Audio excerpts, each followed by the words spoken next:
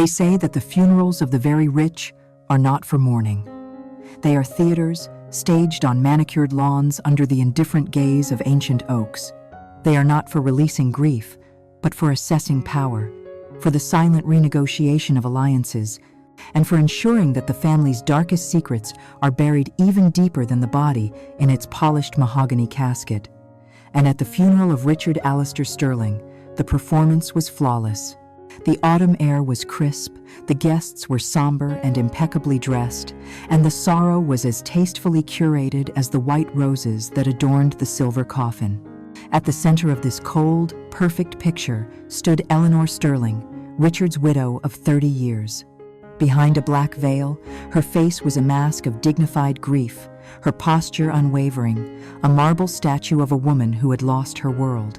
Beside her, her son Julian stood tall and severe, his jaw tight, already wearing the mantle of the new patriarch.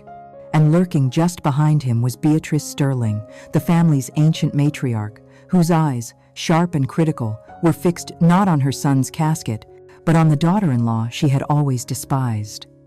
The air hummed with whispered condolences and the quiet rustle of expensive fabrics. Everything was exactly as it should be, until it wasn't. A figure detached itself from the back of the crowd, moving with a purpose that defied the day's somber rhythm. She was a young woman, perhaps 25, dressed in a simple black dress that seemed an affront to the designer labels surrounding her. She did not weep. She did not hesitate. She walked directly to the foot of the casket, her eyes locked on the spray of orchids resting on its lid. The priest paused, his words hanging in the chilled air. Julian took a half step forward, his face clouding with irritation. The woman drew a breath, and her voice, clear and steady, cut through the silence. "I'm here," she said, her voice carrying to every corner of the stunned assembly, "to say goodbye to my father." Chaos erupted. Beatrice gasped, her hand flying to her pearls. Julian's face turned a dangerous shade of crimson. "Who is this person?" he hissed. "Security. Remove this imposter, immediately." Guests began to murmur, their faces a mixture of shock and morbid curiosity. The perfect performance had been shattered. But through it all, Eleanor Sterling remained perfectly still. She did not gasp. She did not flinch. She simply tilted her head, her gaze shifting from the casket to the strange young woman, and a look that no one could decipher passed through her unseen eyes. In that moment of absolute pandemonium, the grieving widow was the calmest person there, as if she were not witnessing a disaster, but the precise, calculated opening move of a game that had just begun.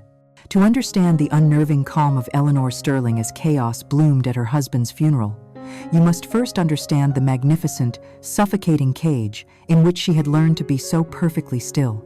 Her life had not always been one of silent observation. There was a time, 30 years prior, when Eleanor Bishop was a name whispered with promise in the art restoration circles of Boston. She had a scholar's mind and a surgeon's hands, a passion for bringing beauty back from the brink of decay. Her world was one of pigment and canvas, of history and delicate texture. Then, Richard Sterling entered it, not like a person, but like a force of nature. He was a whirlwind of charisma, power, and ambition. A real estate titan who saw the world as a blueprint waiting for his signature. He pursued her with the same relentless focus he applied to his business acquisitions, showering her with a world she'd only seen in paintings. Their romance was a storybook affair, and when he proposed, a younger, more naive Eleanor believed it was for love. She saw a future of partnership, of two brilliant worlds colliding. She was wrong. The transition from Eleanor Bishop to Mrs. Richard Sterling was swift and absolute. The gilded cage descended almost imperceptibly at first. Her career, her passion, was the first thing to go. Richard framed it as a gift. "You won't have to work," he'd said, his voice smooth as velvet. "I need you, Ellie. I need you to run our homes, to be my hostess, to build our social world. That is a full-time job, a far greater one than dusting off old paintings." He made it sound like a promotion, an elevation to a queenly role. In reality, it was a demotion to a decorative object. Her sharp mind, once celebrated for its academic rigor, was now only required to approve menus and seating charts. Her steady hands, once trusted with priceless art, were now only needed to adjust a centerpiece or hold a champagne flute. She became the perfect hostess, the elegant wife, a beautiful, silent testament to her husband's success. She lived in a palace of exquisite taste, surrounded by priceless art she was not allowed to touch, in a silence so profound she could hear her own heart breaking. The warden of this gilded cage was her mother-in-law, Beatrice Sterling. From the moment Richard brought Eleanor home, Beatrice saw her not as a daughter, but as an impurity in the Sterling bloodline. Eleanor's middle-class background, her lack of inherited wealth, her passion for a dusty, pointless career, it was all evidence of her unworthiness. Beatrice's cruelty was never loud or overt. It was a masterclass in psychological warfare, delivered through 1,000 tiny cuts. "That dress is lovely, dear," she would say, "a very brave choice for someone with your figure." Or, "Julian is so spirited, isn't he? It must be that bishop blood." The Sterlings are far more composed. Each comment was designed to remind Eleanor of her status as an outsider, a fortunate pretender in a world she did not belong to. In those early years, Eleanor had tried to win her over, to bridge the gap with kindness and respect. But she soon learned that Beatrice did not want a daughter, she wanted a subordinate. And so, Eleanor learned her first great lesson in the Sterling household. She learned to smile through the venom. She perfected a look of serene indifference, a calm mask that never cracked, never giving the old woman the satisfaction of seeing her pain. Her silence became a form of defiance, a quiet refusal to play Beatrice's cruel game. Her greatest heartbreak, however, was not her husband's control or her mother-in-law's scorn. It was the slow, painful loss of her son, Julian. In his childhood, he was her sun and moon. She read to him, nurtured his imagination, and filled his world with the art and culture that had once been hers. He was a bright, sensitive boy who loved her unconditionally. But as he grew older, the twin influences of his father and grandmother began their insidious work. Richard taught him that the world was divided into predators and prey, that emotion was a liability, and that power was the only currency that mattered. Beatrice taught him that his heritage made him superior, and that his mother was a fragile, simple creature who needed to be protected from the complexities of their world. They began to poison him against her, not with lies, but with a far more damaging kind of truth.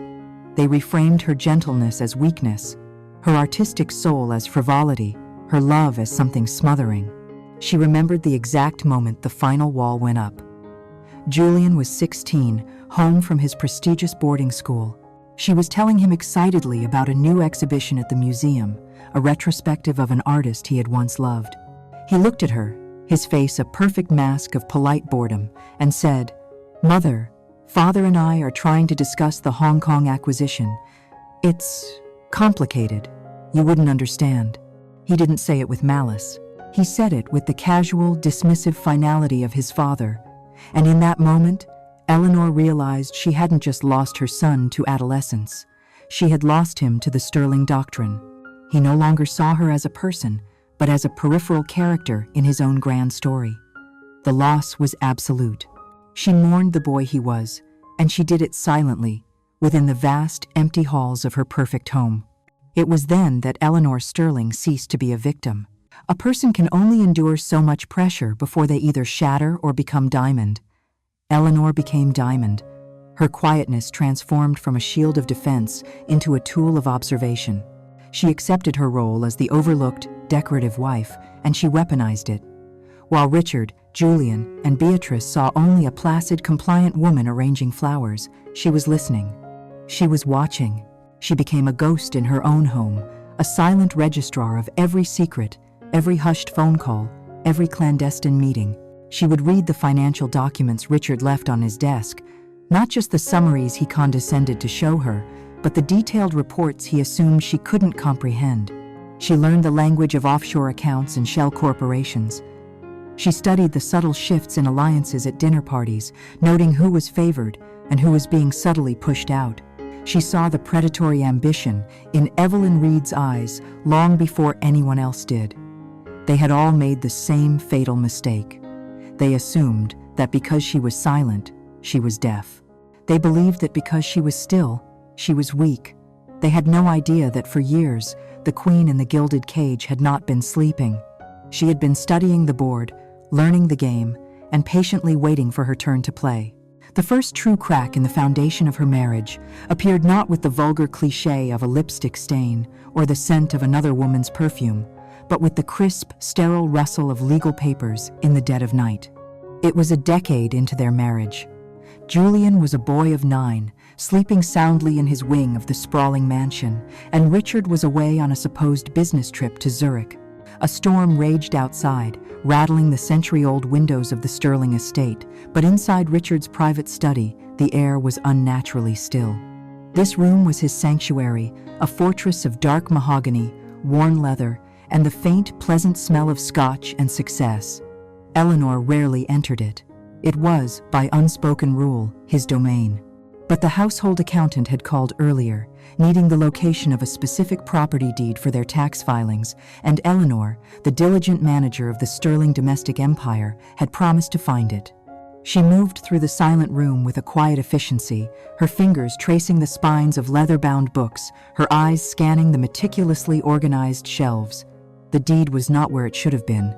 It was in searching for it that she noticed something amiss. The bottom drawer of Richard's massive oak desk, the one he always kept locked, was slightly ajar. A flicker of curiosity, an impulse she had long since learned to suppress, rose within her. She hesitated for only a moment before pulling it open. Inside, nestled beneath old blueprints, was a slim leather portfolio she had never seen before. It was not labeled. Her heart began a slow, heavy drumbeat against her ribs. This was a transgression, a violation of the careful boundaries of their life. She opened it. The documents inside were not deeds or business contracts. They were legal papers, establishing a multi-million-dollar blind trust. Her eyes, trained to find the smallest details in faded Renaissance paintings, scanned the dense text. She saw the date of inception, just a few months after Julian's birth. She saw the schedule of payments, quarterly, substantial, and uninterrupted for nearly a decade. And then she saw the name of the sole beneficiary, a name that felt like a foreign object on her tongue: Ava Monroe. In that moment, Eleanor did not cry. She did not scream.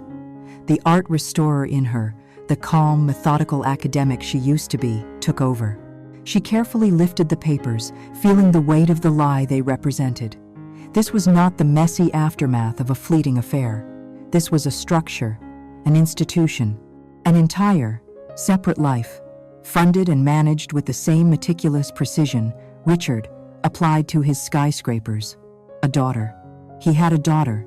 The knowledge settled not with a fiery rage, but with a chilling, crystalline clarity. The man she had married, the man she had built a life with, was a stranger. She placed the papers back exactly as she had found them, closed the portfolio, and shut the drawer, the quiet click echoing the sound of a door slamming shut inside her soul. Then she went upstairs, and she waited. When Richard returned 2 days later, flushed with the success of his trip, she did not greet him with accusations. She waited until after dinner, after Julian had been put to bed. She asked him to join her in his study. He entered with a self-satisfied smile, pouring himself a scotch, assuming she wanted to discuss a charity gala or a vacation. She stood by the desk, the leather portfolio resting on the polished wood between them. "I was looking for the Belmont deed," she said, her voice unnervingly even. "I found this instead." Richard's smile didn't so much vanish as it froze, the affable mask cracking to reveal the cold, hard strategist beneath. He looked at the portfolio, then at her, his eyes assessing, calculating. He was silent for a full minute, the only sound in the room, the ticking of the grandfather clock in the hall.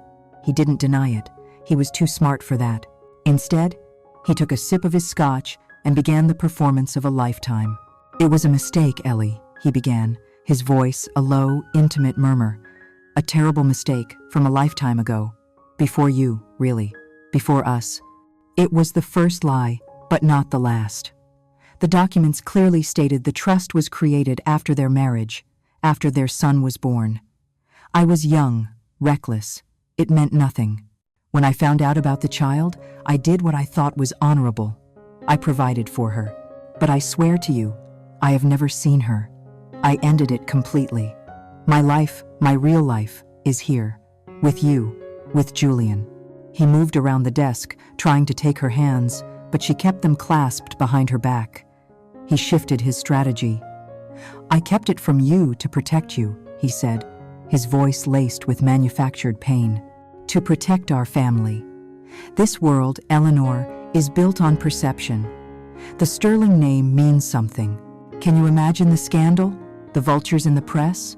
What it would do to Julian at his school to know his father, to know he had a sister out there, born of a sordid mistake."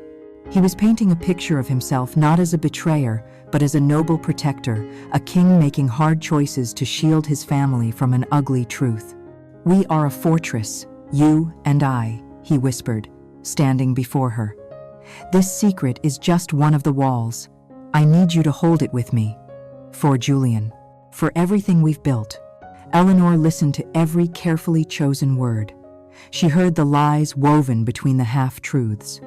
She saw the cold, pragmatic calculation in his eyes, the same look he got before a hostile takeover. He wasn't asking for forgiveness, he was negotiating a merger, a consolidation of their interests against an outside threat. And in that moment of profound betrayal, she made her own cold, pragmatic calculation. A divorce would be a war, and she had no army. He would use his wealth and power to crush her, to paint her as unstable, and he would take her son. She had nothing. He had everything. So she looked at the man she once loved, the father of her child, the architect of her gilded cage, and she nodded. Just once. It was not an act of forgiveness. It was an act of surrender. It was the signing of a new, unspoken contract.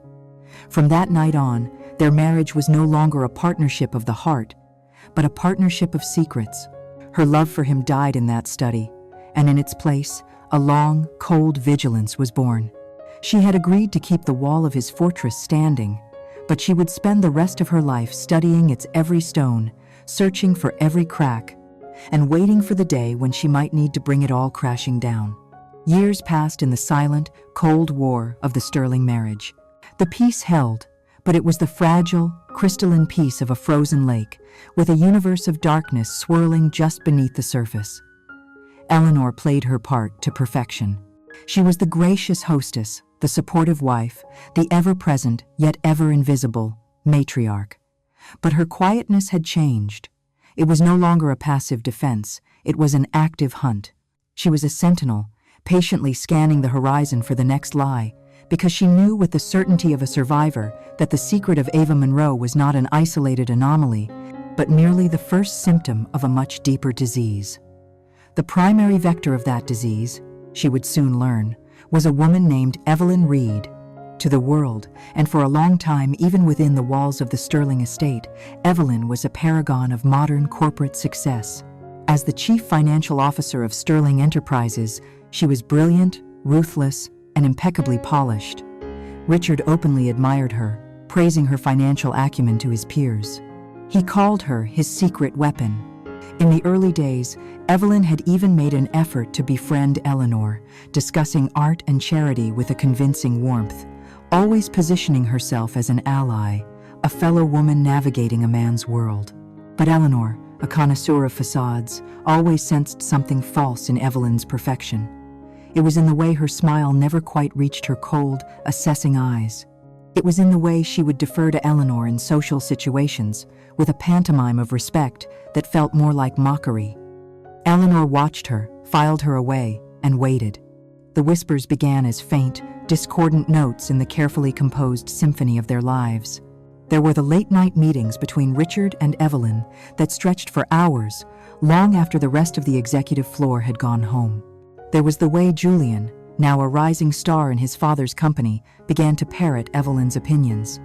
"Evelyn thinks the Asian market is overvalued," he'd say at dinner, dismissing a point made by one of his father's oldest advisors. "Evelyn has a new strategy for the commercial REITs." He spoke her name with a reverence that disturbed Eleanor, a loyalty that seemed to eclipse his loyalty to the family itself. Then there were the smaller, more intimate tells. A shared look between Evelyn and Richard over a crowded dinner table, a silent communication that excluded everyone else. A casual, possessive touch from Evelyn to Julian's arm as she praised his work, a gesture that was too familiar, too proprietary. These were just whispers, but Eleanor had spent a lifetime listening in the quiet, and she knew how to weave them together into a coherent, terrifying question. The decision to hire a private investigator was the crossing of a Rubicon. It was an admission that her marriage was not a sacred union to be preserved, but a hostile entity to be investigated. Discretion was paramount. A Sterling hiring a private eye was unthinkable, the kind of scandal Richard had used as a weapon against her years ago. She used her charity work as a cover, funneling money through the foundation's discretionary accounts. She found her man not through a flashy agency, but through a discreet referral from a security consultant at the museum.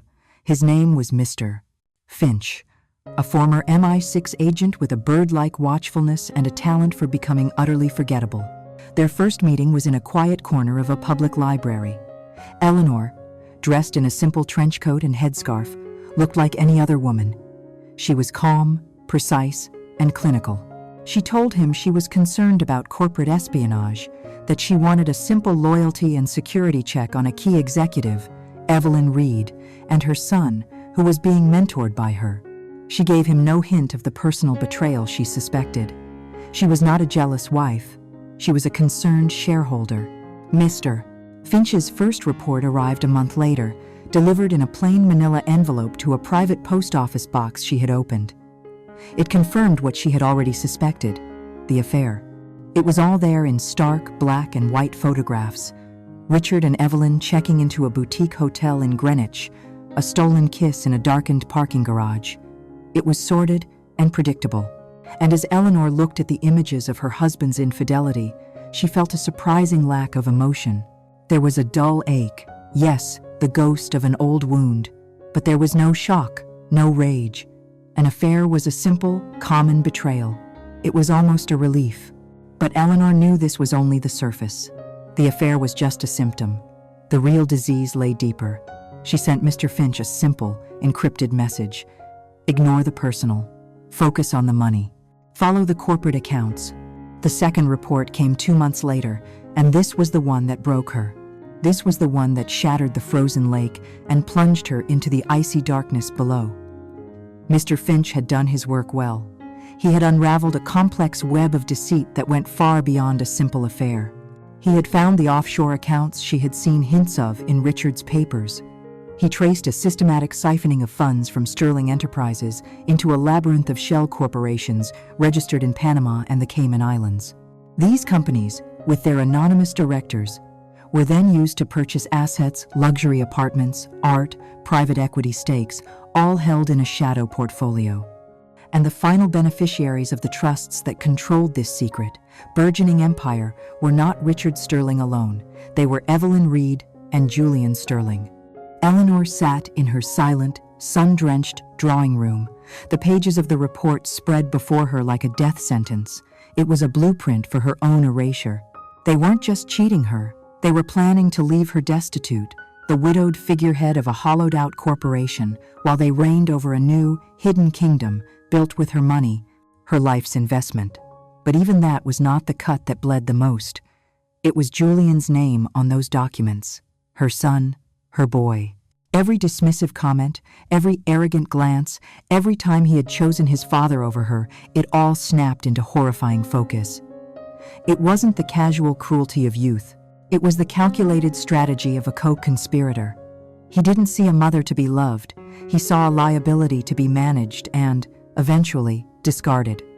This was the ultimate treason, a betrayal not of the marriage bed, but of the blood. The heart of her family was not just broken, it was rotten to the core.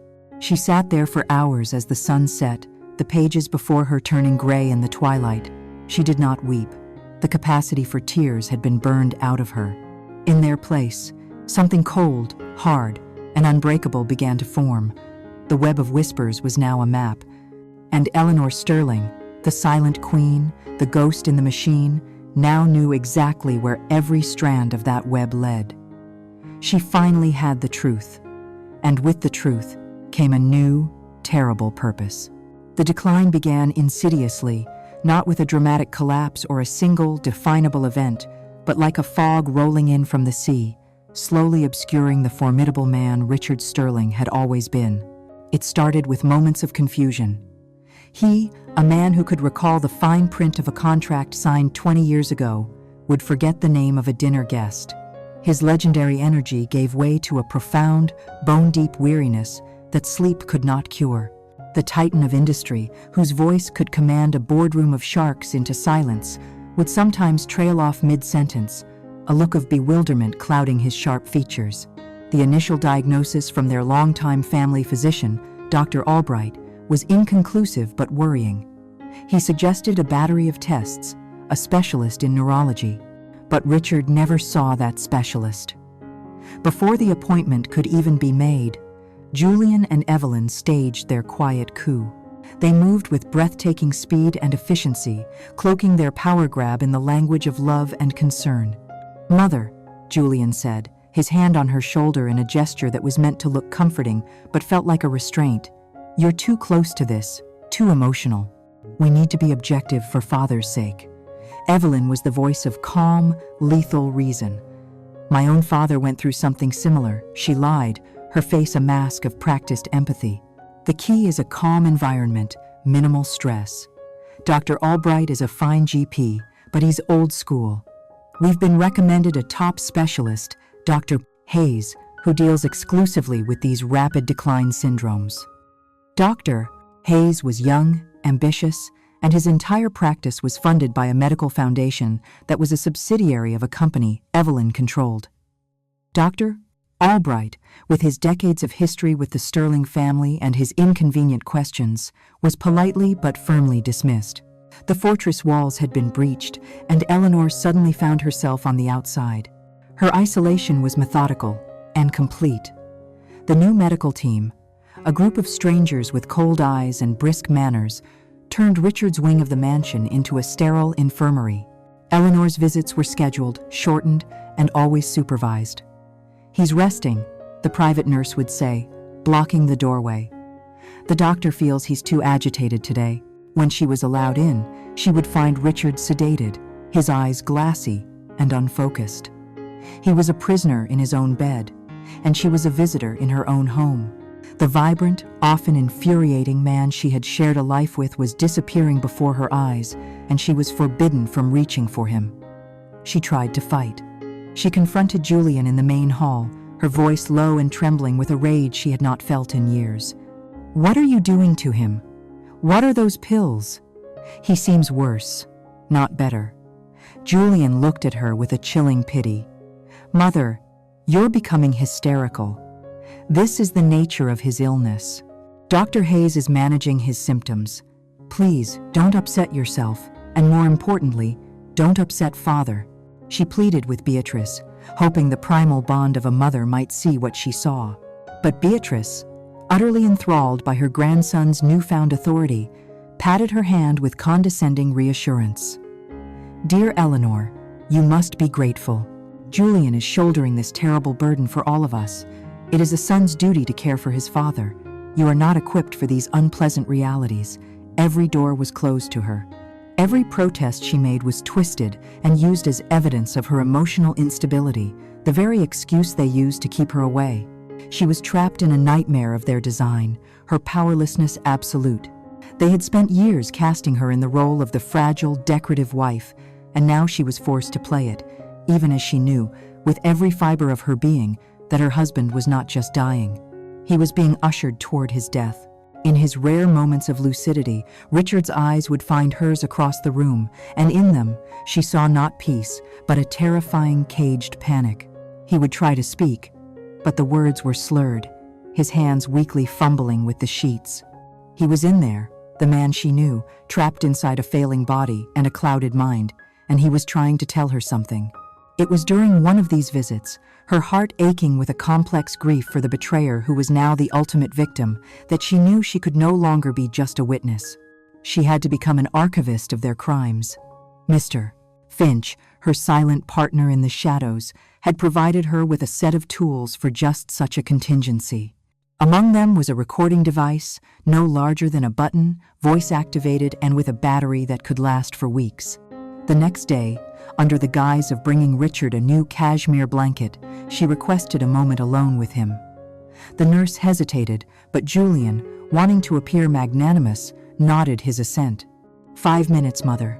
Her hands trembled as she arranged the blanket over her husband's frail form.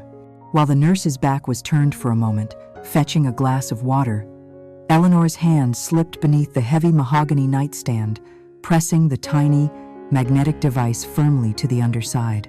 It was a desperate, terrifying gamble. An act of espionage in the face of her own grief. She left the room, her face a perfect mask of sorrow, her heart pounding. She had done it. She had planted a silent, secret witness in the room where her husband's life was being systematically dismantled. She knew she could not save him. The conspiracy was too advanced, her own position too weak. As she walked through the silent, opulent halls of the home that was no longer hers, a profound and lonely tragedy washed over her. She was mourning the man who had lied to her about his other daughter, the man who had plotted with his mistress to steal her future. But she was also mourning the captive king, the powerful man who had been outmaneuvered by his own vicious creations. He had built an empire on secrets and control, and now he was dying in a prison built of those same materials, with his own son and his lover as the jailers. She could not stop the inevitable, but as heaven would be her witness, she would make sure to record every single whisper in the abattoir. The end, when it came, was unnervingly quiet. Richard Sterling, a man who had lived his life like a thunderstorm, did not go out with a final, defiant roar. He simply slipped away in the gray light of dawn, his breathing growing shallower and shallower until it ceased altogether. The official cause of death, signed by the ever-compliant Dr. Hayes, was listed as complications from a degenerative neurological condition. It was neat, tidy, and utterly devoid of the truth. Julian and Evelyn took control with a chilling, practiced grace. Julian played the part of the bereaved son, his face a mask of stoic grief that barely concealed the triumphant glint in his eyes. Evelyn was the pillar of strength, managing the deluge of condolences and funeral arrangements, her quiet efficiency a stark contrast to the supposed gravity of the occasion. They were not mourning a loss, they were managing a successful transition of power. The first blow of their new reign fell 2 days later in the icy formality of the law office for a private reading of the will. It was a small, tense gathering.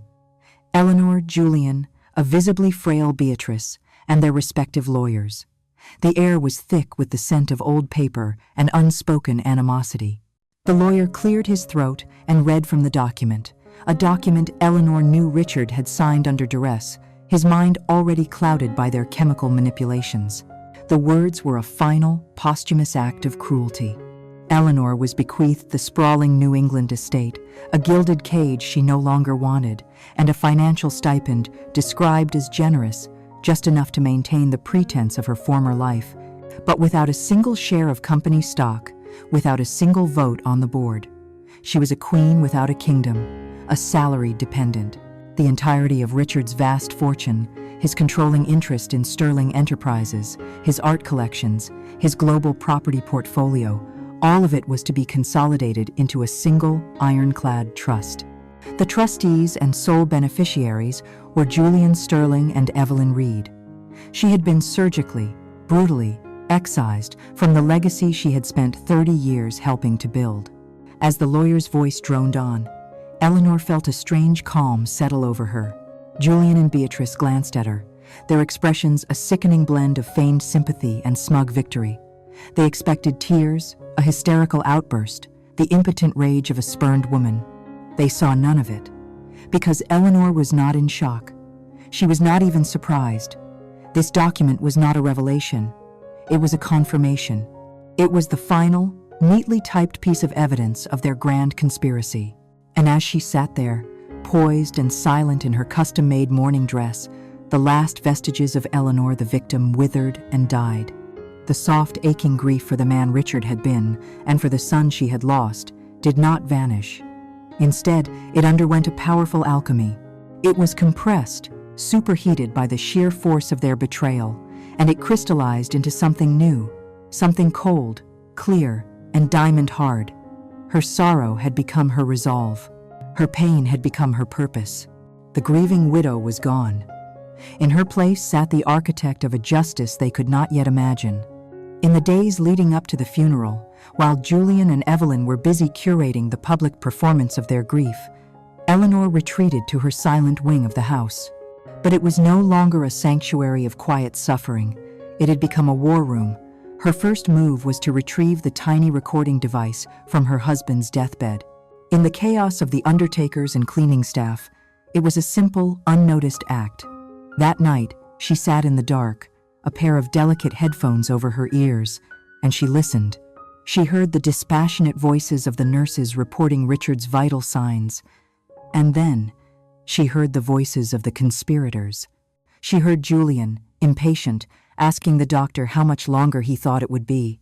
She heard Evelyn, her voice smooth and venomous, discussing how a slight increase in the evening sedative would help him rest more peacefully. They never said kill him. They never said murder.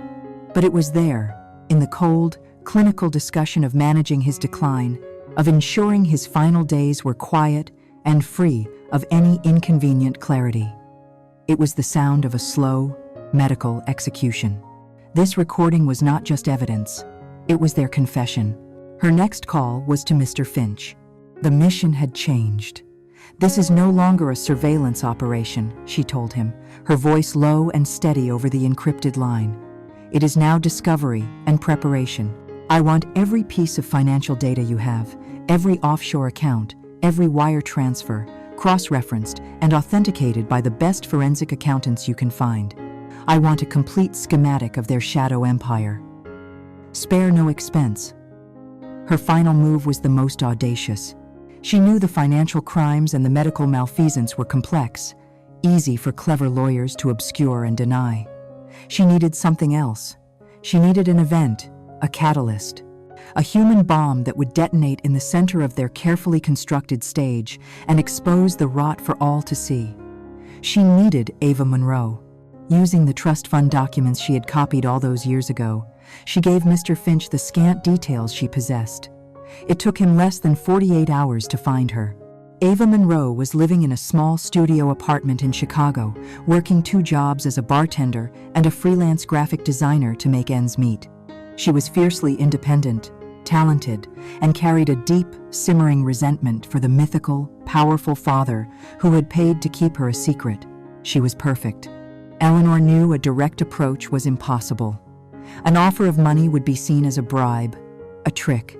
So she devised a different strategy. She would not offer Ava a reward. She would offer her the truth, a weapon far more potent. Mr. Finch arranged for a plain, anonymous courier envelope to be delivered to Ava's apartment. Inside, there was no letter, no explanation. There was only a copy of her birth certificate, with Richard Alistair Sterling listed as the father. Beside it was a printout of the trust, showing the decades of payments made to keep her at a distance. The final item was a simple, embossed card. The official announcement for Richard Sterling's funeral, with the date, time, and location clearly marked. It was not a request. It was an irrefutable, brutal revelation. Eleanor was counting on the pride and the pain of a daughter who had been denied her own story. She was lighting a fuse, knowing that the righteous anger of a forgotten child would be more than enough to carry the flame. As she approved the final arrangements for the white roses that would adorn the casket, Eleanor felt no grief. She felt the quiet, thrilling focus of a general on the eve of battle. The pieces were in place. The trap was set, and the funeral would not be an ending, but a spectacular, devastating beginning. The day of the funeral dawned cold and clear, the sky a harsh, unforgiving blue. For Eleanor Sterling, it was not a day of mourning. It was the day of the opening salvo. As she stood beside the silver-plated casket, the heavy veil she wore was not a shield for tears, but a tactical concealment. It was armor. It transformed her from a person into an enigma, her face obscured, her emotions a matter of public speculation. Every element of her appearance was a calculated choice, from the severe cut of her black dress to the leather gloves that covered her hands, ensuring no nervous tremor could betray the ice-cold resolve coursing through her veins. This manicured lawn was not a graveyard, it was a battlefield. Every guest murmuring condolences was a potential neutral party to be swayed. Every tearful embrace was a probe of her defenses. She accepted their sympathies with a regal, sorrowful grace, playing the part of the grieving widow so perfectly that even she could almost believe it. But beneath the placid surface, her mind was a whirlwind of activity, a general surveying the terrain and the disposition of the enemy forces. And the enemy was performing beautifully. Julian stood beside her, a pillar of filial piety, his face etched with a convincing portrait of grief. But Eleanor saw what others did not. She saw the restless energy in his eyes as they swept across the assembled power brokers of the East Coast, the bankers, the politicians, the rival real estate magnates. He wasn't looking at mourners. He was taking inventory of his new kingdom. His hand would occasionally rest on the casket, a gesture of a son's love that looked, to Eleanor, like the possessive touch of a conqueror on his spoils. Evelyn Reed was even more masterful. She remained in the near background, a perfect portrait of the loyal, heartbroken friend and colleague. She fetched a glass of water for Beatrice. She murmured a word of support in Julian's ear. She was the shadow queen, never drawing focus but constantly managing, directing, her every subtle gesture, a reinforcement of their new power structure. Their shared glances, fleeting and almost imperceptible, were a silent language of conspiracy and triumph that only Eleanor, after years of study, could read. They were so confident, so assured in their victory, they had no idea they were standing on a meticulously designed trapdoor. All Eleanor had to do was wait. This was the greatest gamble of her plan. She had summoned a ghost, but ghosts are notoriously unpredictable. She had no idea if Ava Monroe would actually appear. She had provided the truth, the time, and the place, but she could not control the heart of a stranger. As the priest began his eulogy, his voice a droning litany of Richard's carefully curated public virtues, Eleanor felt a flicker of doubt.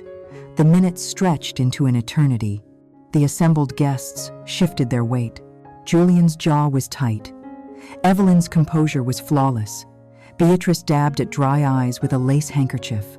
Eleanor held her breath, her stillness becoming so absolute that she felt less like a woman and more like a marble effigy upon a tomb.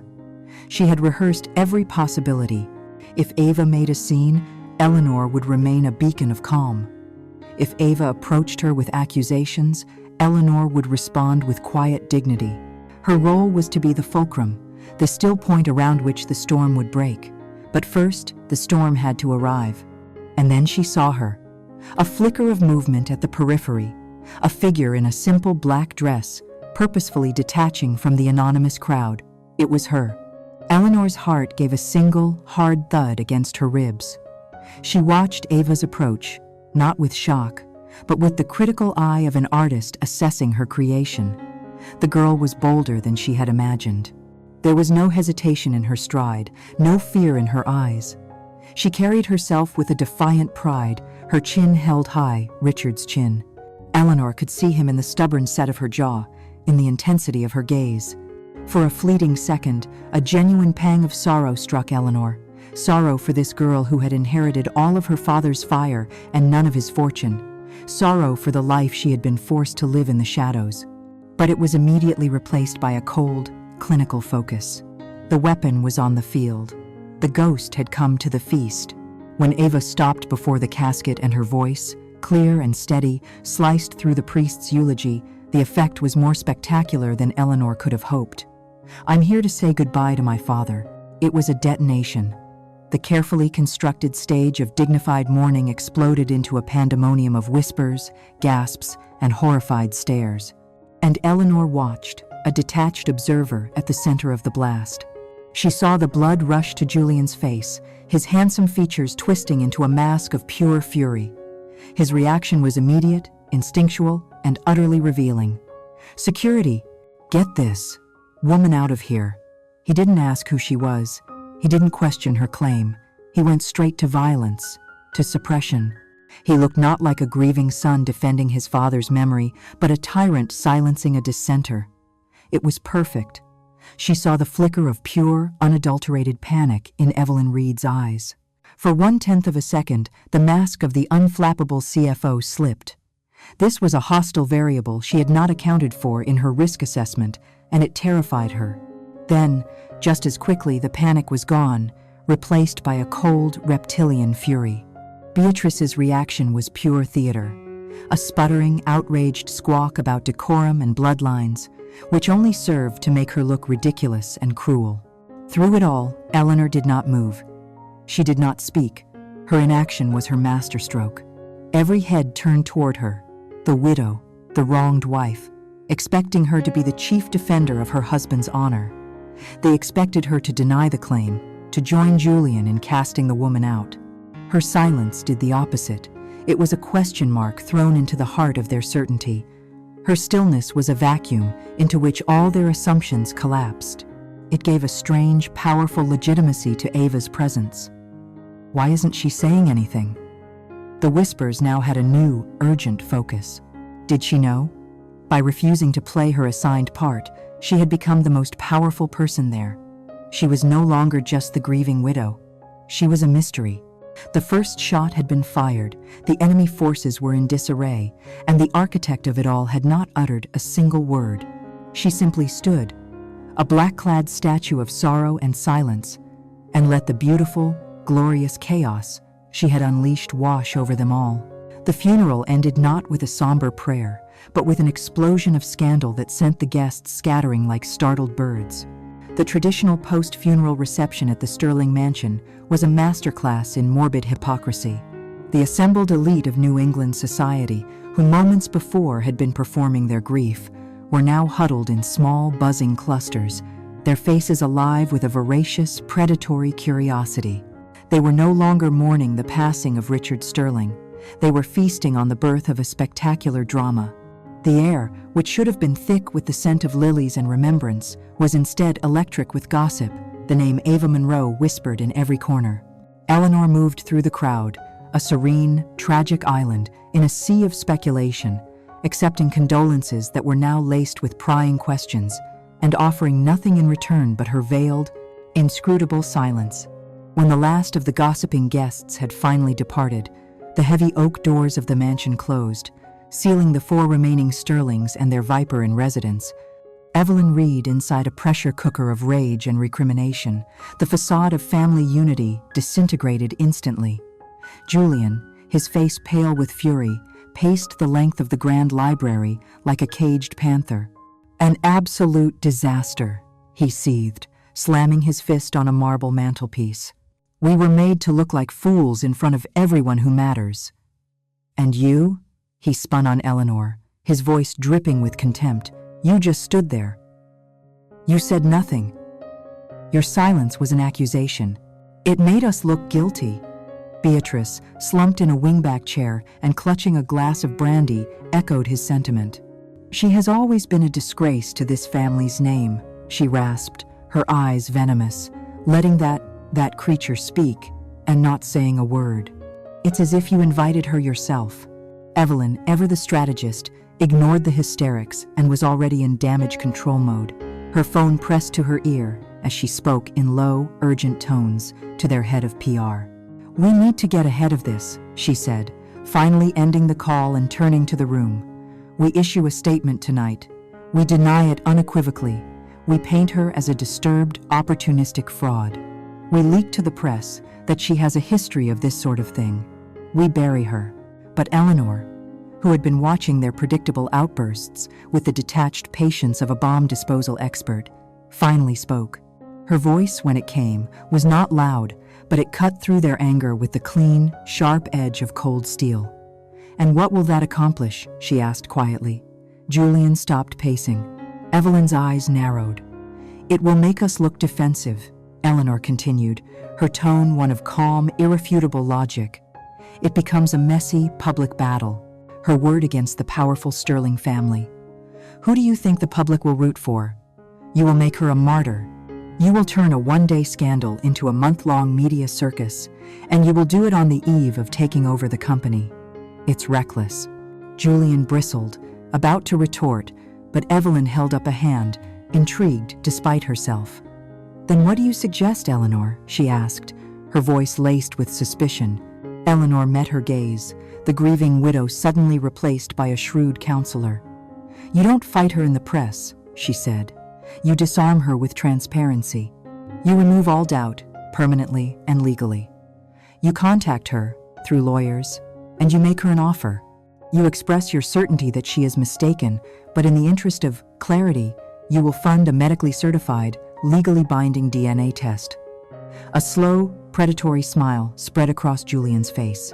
Evelyn's eyes lit up with understanding. The sheer arrogance of their position blinded them to the trap.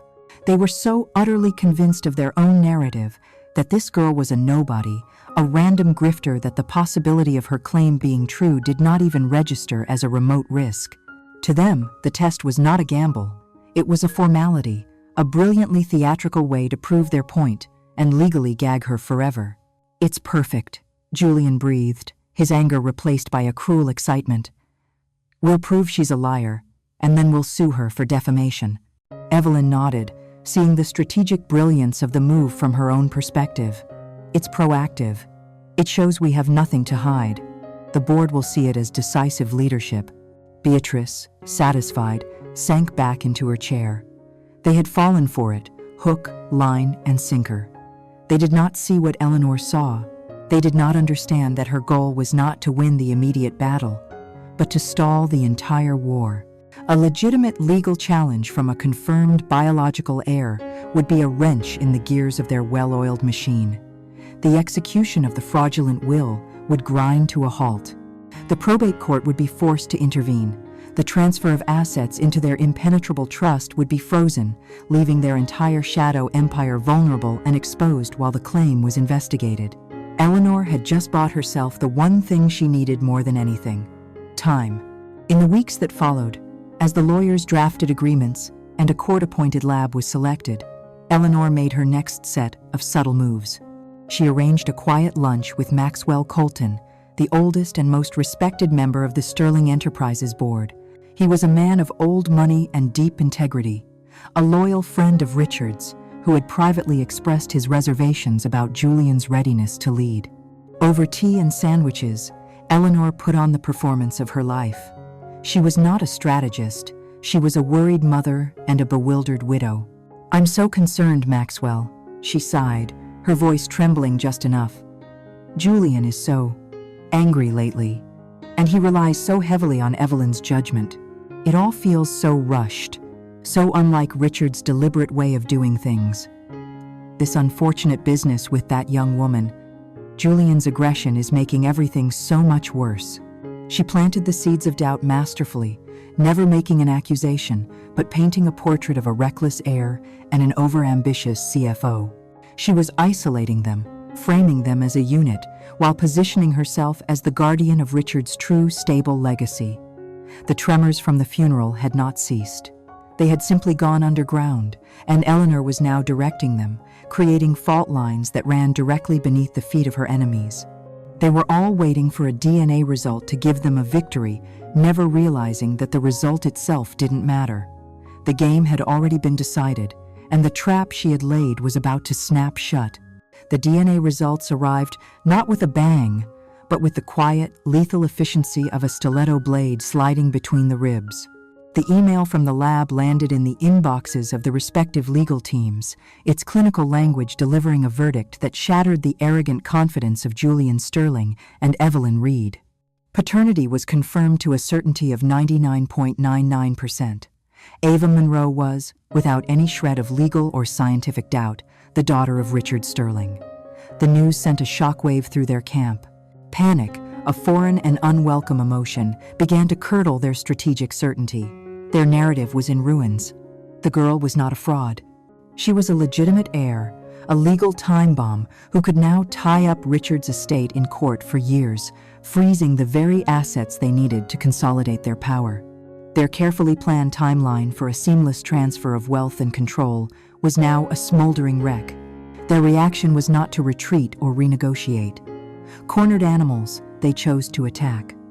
It was Evelyn who devised the desperate, audacious strategy.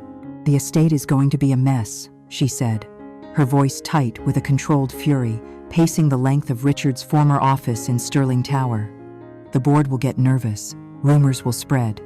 We can't let the legal battle over the will define us. We need to act now. We need to firewall the company from this personal drama and solidify our control before the story spins out of our hands. Julian, his face a mask of rage at this unforeseen complication, readily agreed. Their solution was a preemptive strike, an emergency meeting of the board of directors of Sterling Enterprises. The official agenda, sent out on embossed letterhead, was a masterpiece of corporate doublespeak. To address recent events impacting the Sterling family and to reaffirm the company's unwavering leadership stability during this period of transition. Their true agenda was a brutal corporate coup. They planned to use the voting power of Richard's shares they believed they now controlled through the trust to ram through a series of motions. Julian would be officially installed as chairman and CEO.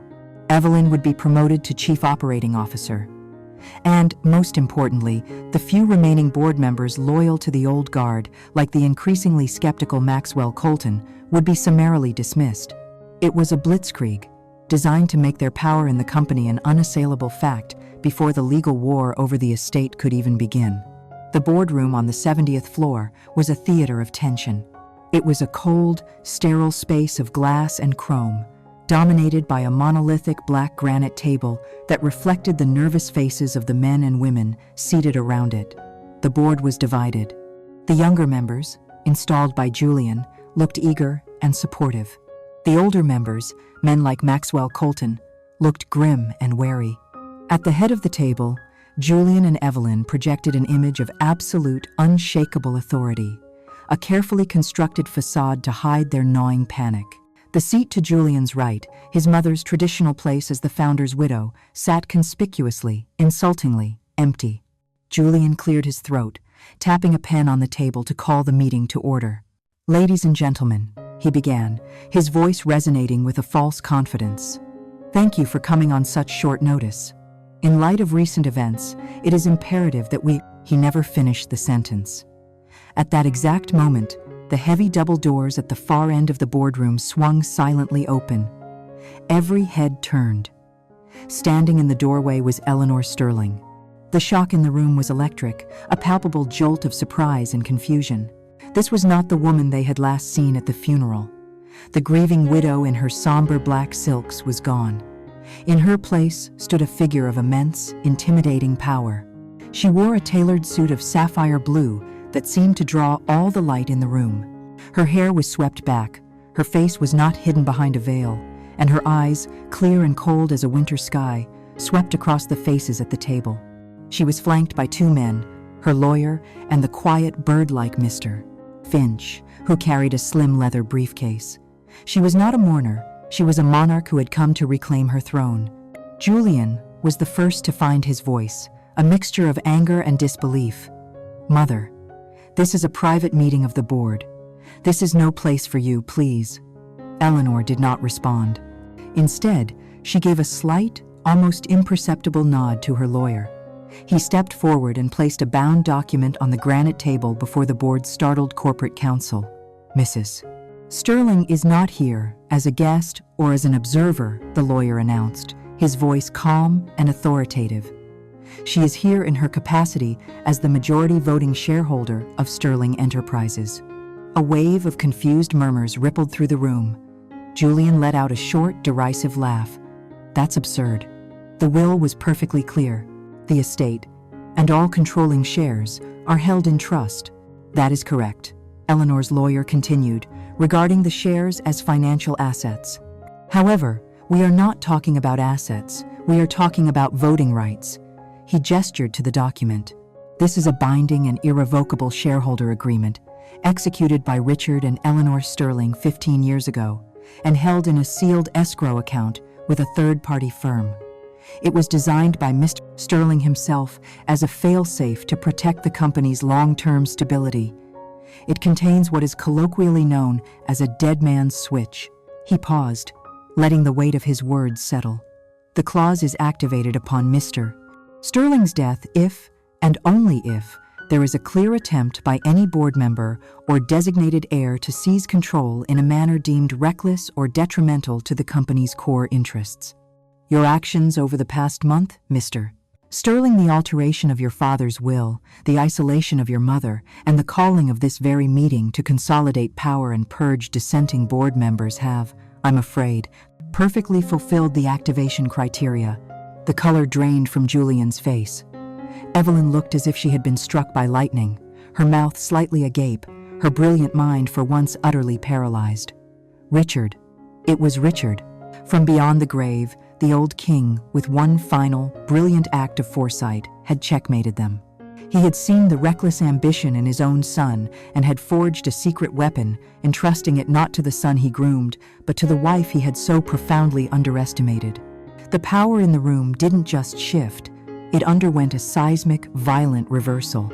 The loyalties of the board members snapped into a new alignment, their eyes turning from the fallen prince to the silent, waiting queen. Eleanor Sterling walked slowly, deliberately, to the head of the table, her heels clicking with quiet finality on the marble floor. She placed her hands on the back of the chairman's seat, the seat Julian had just tried to claim. She looked down at her stunned, broken son and his terrified accomplice, and her voice, when she finally spoke, was quiet, devoid of triumph, and utterly, terrifyingly final. Julian. Evelyn, you called this emergency meeting to discuss leadership stability. An excellent idea. She pulled the chair out for herself and Saturday. The meeting will now come to order, under my direction. The silence in the boardroom was absolute, as profound and heavy as the granite of the table itself. Julian and Evelyn sat frozen in their chairs, no longer executives in a position of power, but defendants in a surprise tribunal from which there was no escape. The other board members, a jury of their peers, watched Eleanor, their expressions a mixture of fear, shock, and a dawning, terrible respect.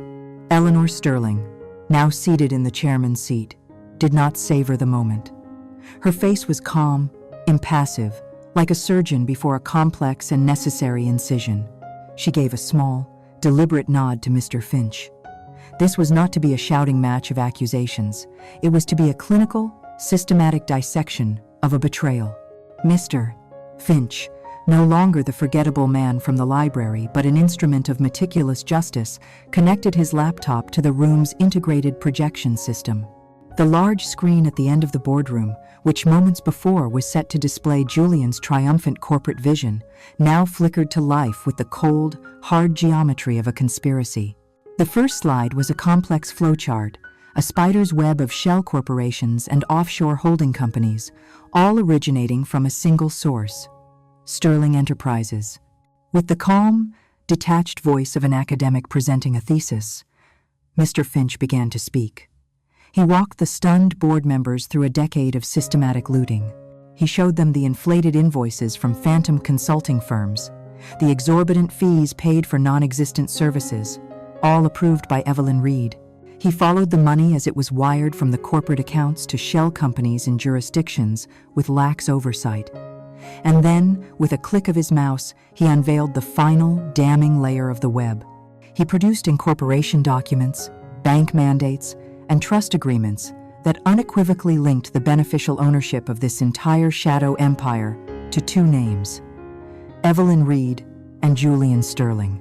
He highlighted transfers of staggering sums, millions of dollars moved in the final critical months of Richard's life. It was undeniable, irrefutable proof of grand larceny on an epic scale. Maxwell Colton, a man who had built his own fortune with decades of hard work, looked physically ill. The betrayal was not just against Eleanor, it was against the company they were all sworn to protect. As the weight of the financial treason settled upon the room, Eleanor nodded to her lawyer. "The theft from the company is, of course, a grievous crime," she said, her voice quiet but carrying to every corner of the silent room. "But the methods used to seize control of the company's future are a matter of even greater concern." Her lawyer stepped forward, placing a new set of documents before the board's counsel. On the screen, two signatures appeared, magnified for all to see. The first was Richard Sterling's, from the 15-year-old shareholder agreement, bold, confident, and unmistakable. The second was the signature from the new will, the one that had disinherited Eleanor and created the trust. It was shaky, faint, the lines wavering with the uncertainty of a man whose mind and body were failing him. "The visual difference is obvious," the lawyer stated, "but we did not rely on simple observation." The next slide was a sworn affidavit from a forensic handwriting expert, one of the most respected in the country. He read the conclusion aloud. "The signature on the will displays numerous indicators of being a guided hand signature or an outright forgery, executed with a slow, deliberate motion inconsistent with the victim's known fluid penmanship. It is our expert opinion, with a high degree of scientific certainty, that the signatory was either physically incapacitated or the signature was fabricated entirely." The crime had now escalated from theft to fraud, a direct, ghoulish manipulation of a dying man. Julian was ashen, staring blankly at the screen. Evelyn's perfect composure had finally cracked. A muscle in her jaw twitched uncontrollably. They were ruined. But Eleanor was not finished. There was one final sin to be unveiled, a sin not of money or of law, but of the human heart. She rose from her seat, her presence commanding the absolute attention of everyone in the room. "Financial greed is a common, if ugly, motivator," she said, her voice resonating with a cold, clear sorrow. "But I believe, for the sake of this company and for the memory of its founder, you all deserve to understand the moral character of the people who have been leading it." She gave a signal to a technician at the back of the room. A low hiss filled the air, and then, a voice.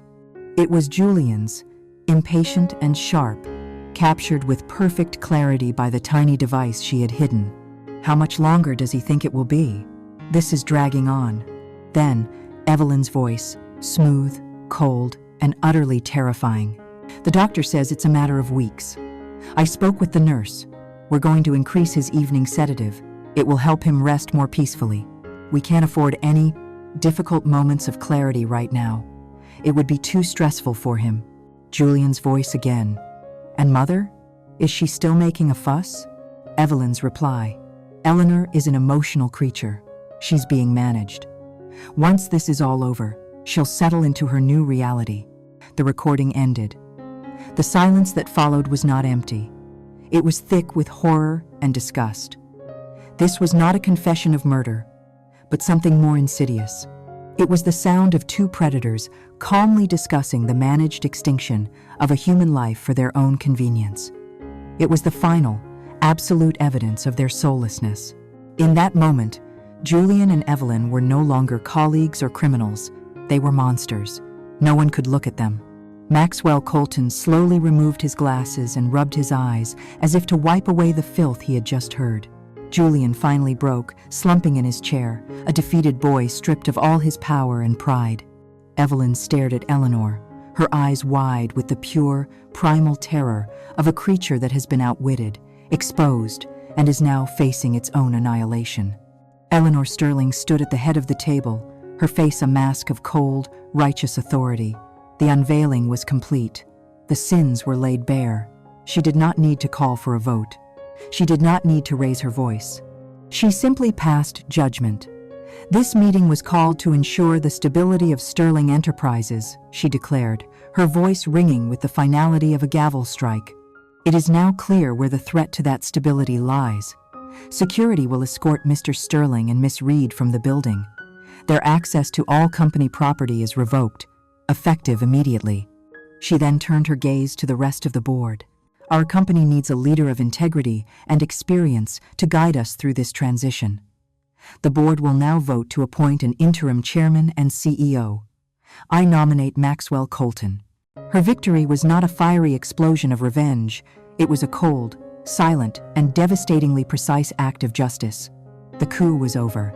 The kingdom was hers. The reckoning, having been unveiled with such clinical precision, was followed by a collapse that was both swift and absolute. The immediate aftermath in the boardroom was not chaos, but a stunned, solemn quiet as security guards, their faces impassive, entered the room. There was no struggle. Julian, his face a hollow mask of disbelief, rose like a sleepwalker, his body moving but his mind seemingly left behind. Evelyn Reed, the master strategist, the woman who always had a contingency plan, was utterly blank, her eyes vacant with the shock of total system failure.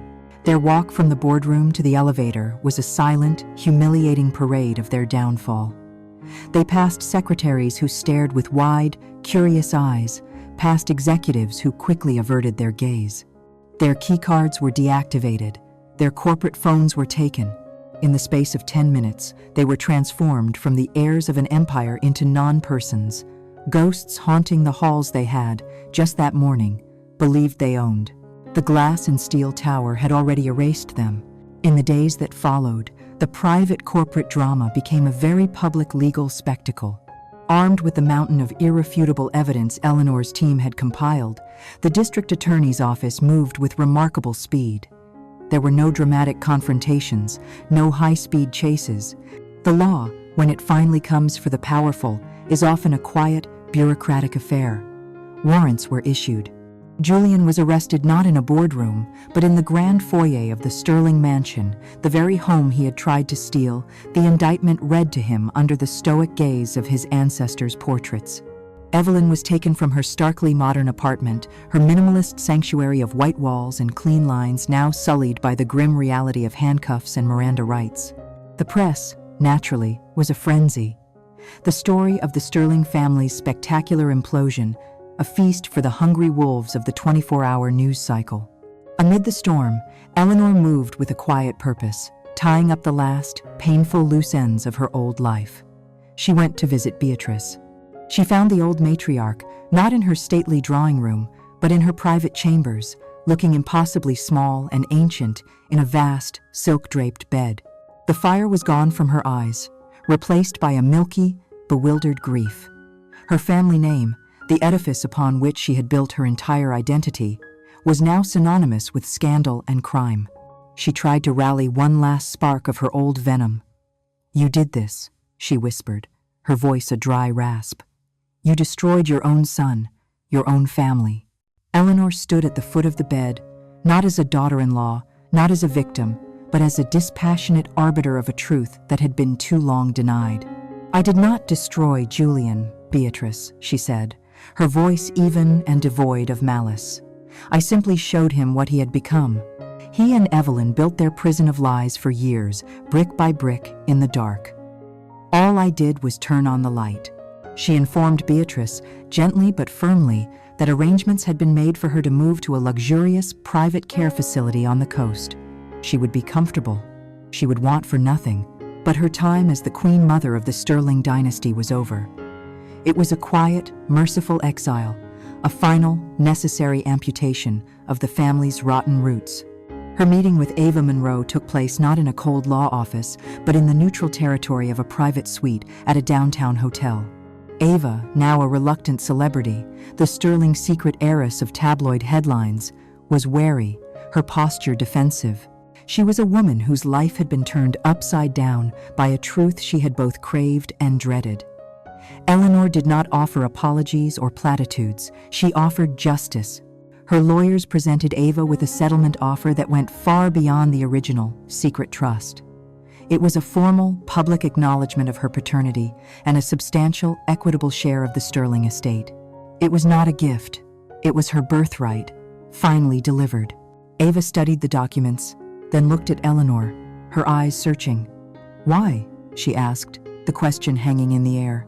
"Why do all this for me?" Eleanor considered the question for a moment. "My husband made many mistakes," she said softly. "He built an empire, but he left behind a wake of broken promises.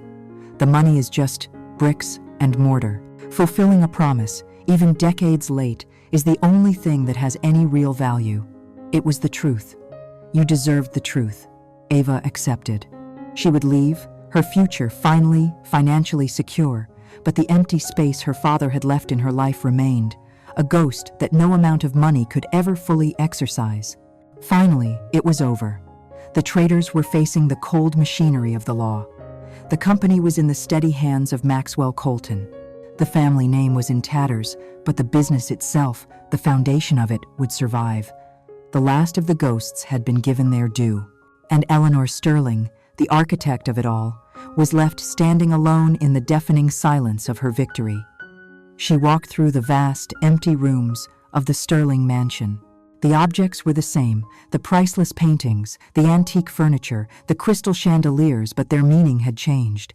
This was not her home. It was a museum of a life that had never really existed. It was a crime scene. She had expected to feel a sense of triumph, of righteous satisfaction, of liberation. But as she stood in the center of the grand ballroom, the place where she had hosted so many flawless parties, she felt none of it. There was only a profound, hollow emptiness, a desolation. She had won. She had brought down the corrupt, avenged the dead, and served a justice as cold and sharp as a shard of ice. But what was her prize? A disgraced family name, a son who would likely spend years in prison, and a future as empty as the echoing halls around her. Justice, she now understood with a chilling clarity, was not a warm, healing light. It was a clean, barren, and lonely place. The kingdom she had fought so hard to reclaim was nothing but a kingdom of ash. 6 months passed. The brutal New England winter thawed into a tentative spring, and with the changing of the seasons, a final, quiet transformation was taking place at the Sterling estate. The grand mansion, once a silent monument to a toxic legacy, was now filled with the echoes of change. Furniture was shrouded in white linen like sleeping ghosts, and carefully packed crates lined the marble hallways. Eleanor Sterling was dismantling her gilded cage, piece by piece, preparing to leave it behind forever. She had won. The courts were now methodically working their way through the mountain of evidence, with long prison sentences for Julian and Evelyn all but certain. The company was stable, thriving under the steady hand of Maxwell Colton. And Eleanor, for the first time in 30 years, was her own woman, preparing for a new life in Florence, where she planned to reclaim the part of herself she had sacrificed long ago, the artist, the restorer, the woman who found solace not in power, but in beauty. On one of her last days in the house, as the afternoon sun streamed through the tall, bare windows of the solarium, she received one final visitor. Ava Monroe stood in the doorway, no longer the defiant, angry girl from the funeral, but a young woman settling into the strange, complicated reality of her new life.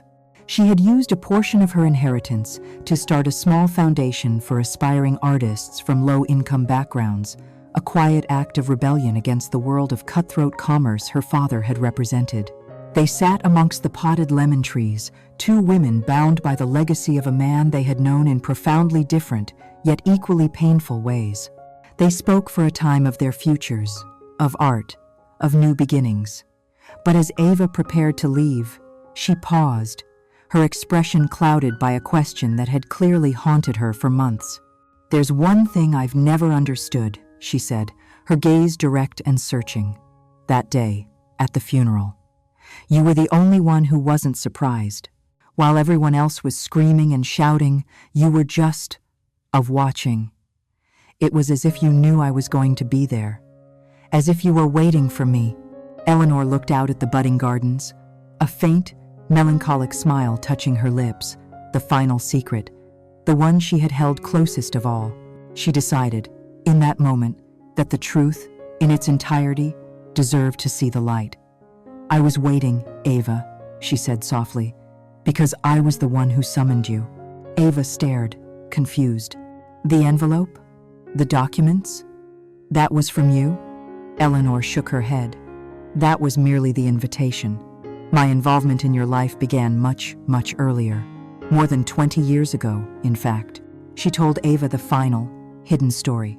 She spoke of a night, years before the financial betrayals, when Richard, in a rare moment of drunken, guilt-ridden weakness, had confessed everything to her. He told her about the affair, about the child, the secret shame of his one uncontrolled mistake. He had expected tears, rage, a scene. But even then, Eleanor's response was a quiet, unnerving stillness. She saw the pain he had caused, not just to her, but to an innocent woman and child. And so she had made a silent vow to do what he would not, to watch over them. "He set up the trust fund," Eleanor explained, her voice a low murmur, "but I managed it. Anonymously, through a lawyer. When your mother struggled, the fund would suddenly have a surplus. When you showed a talent for drawing as a child, an anonymous scholarship appeared to pay for art classes. When you needed braces, a clerical error resulted in an overpayment. I have watched you grow up from a great, sad distance your entire life, Ava. I tried, in my own small way, to mend the edges of a wound my husband had inflicted. Ava was speechless, the pieces of her life rearranging themselves into a new, unbelievable picture. The lucky breaks, the moments of unexpected grace, it had all been her. The wife of the man who had abandoned her had been her secret, silent guardian. So, the funeral, Ava whispered. It wasn't just about getting revenge on your son and his lover.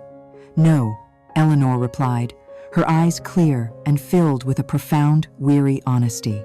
Their betrayal was the catalyst, the final insult that set the plan in motion. But the plan was always about a much older, deeper kind of justice. It was for you. It was about giving you the name and the legacy you had always been denied. I used their greed and their cruelty as a weapon, not just to defend myself, but to finally fulfill a promise I had made to myself 2 decades ago. It was not an act of simple revenge. It had been a breathtakingly long, patient, and complex act of restoration, bringing a forgotten life out of the shadows and into the light. They say that hell hath no fury like a woman scorned. But the story of Eleanor Sterling proves they are wrong. The explosive fury of a scorned lover is a fire that burns hot and fast, but often consumes itself. The truest, most terrifying, and most absolute power is found in the quiet, calculated patience of a woman who has been profoundly wronged. For she does not seek the fleeting heat of vengeance. She seeks the cold, clean, and permanent finality of justice. Her silence is not an absence of feeling, but the forging of a weapon. Her tears are not a sign of weakness, but the tempering of a blade, and her forgiveness is not an option. Never, ever underestimate the silence of a person who has endured for far too long, for when they finally choose to act, they do not merely start a fire. They rearrange the world itself and build a new one from the ashes of the old. And every family, no matter how perfect it seems, has a secret waiting to be told. Join us for the next story.